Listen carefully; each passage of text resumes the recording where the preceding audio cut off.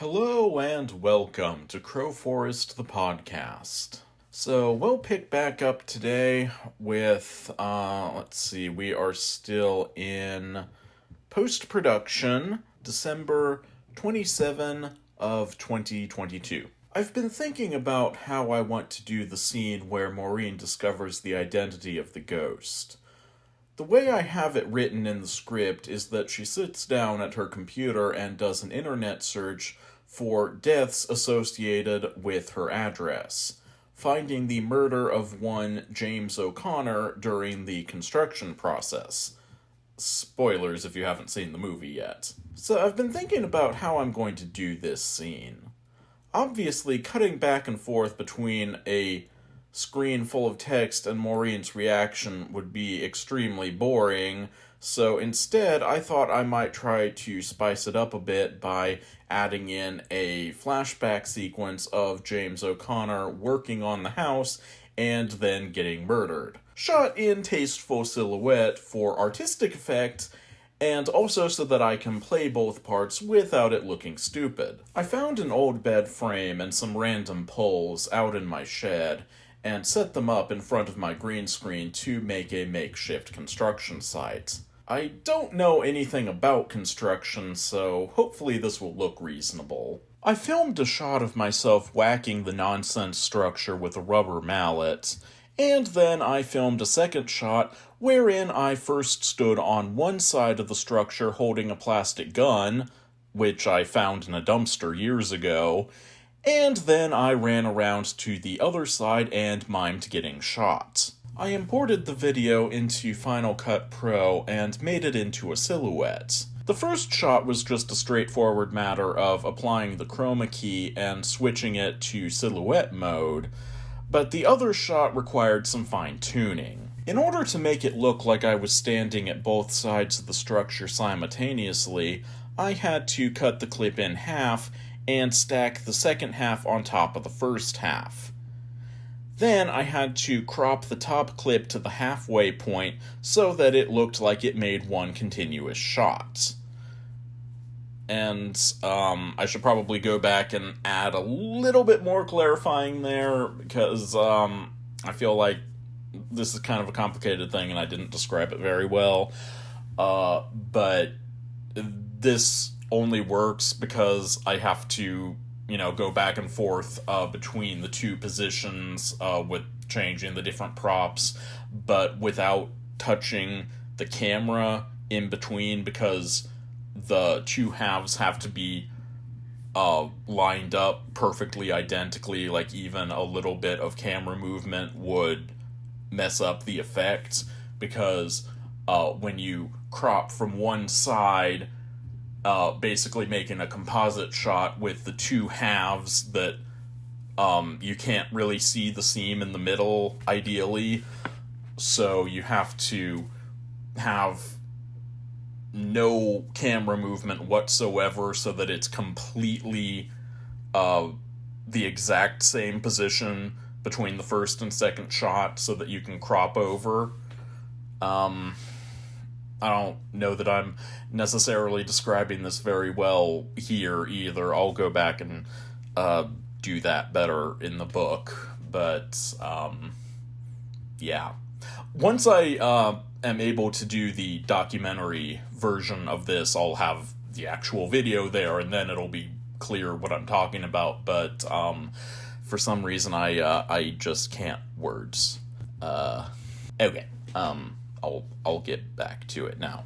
The shots looked pretty good, especially the composite shot, but they had a bit of bleed-through around the edges, both from inconsistent lighting and from falling off the edge of the green screen. So I'll probably have to do a bit of cleanup on that, but I'll worry about that later.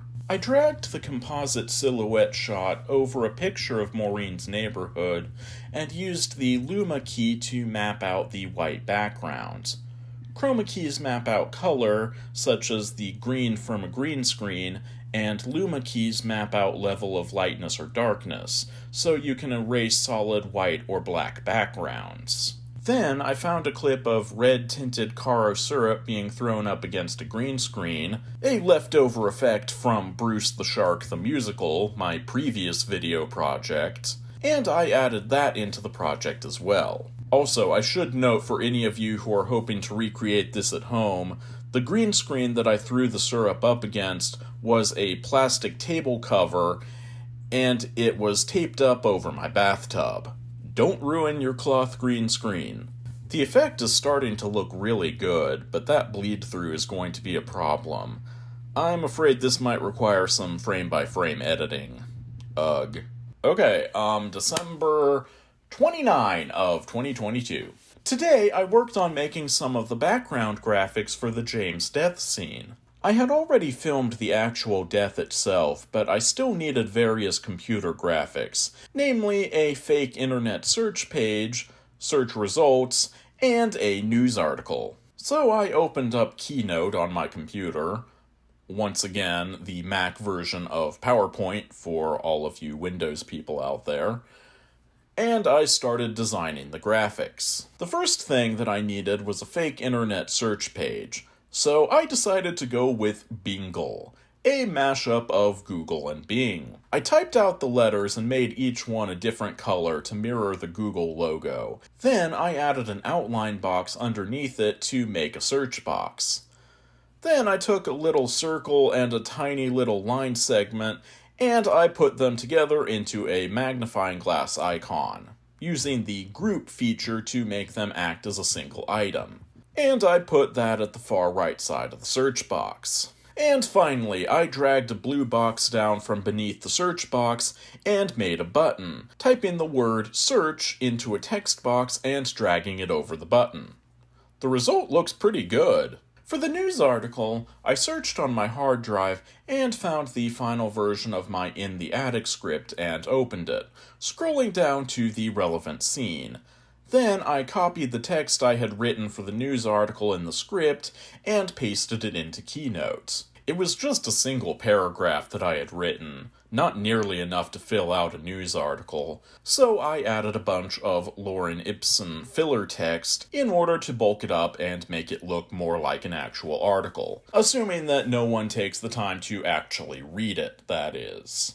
And also for any of you who don't know, and I've probably already mentioned this, but I don't remember, Lorem Ipsum is a filler text that you can find online. It's just random, vaguely Latin-y looking junk text that doesn't say anything, but it looks like real text. It's formatted like text would be formatted and has like the normal number of letters in the most common words and all that kind of stuff. So it's just junk filler text that you can find. So that's what that is.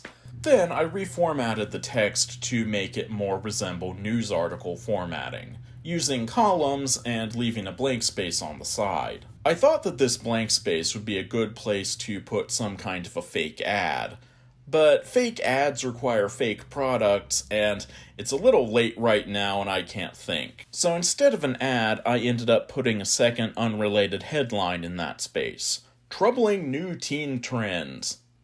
That seems like a pretty safe bet. Boomers are always worrying about what the kids these days are getting up to.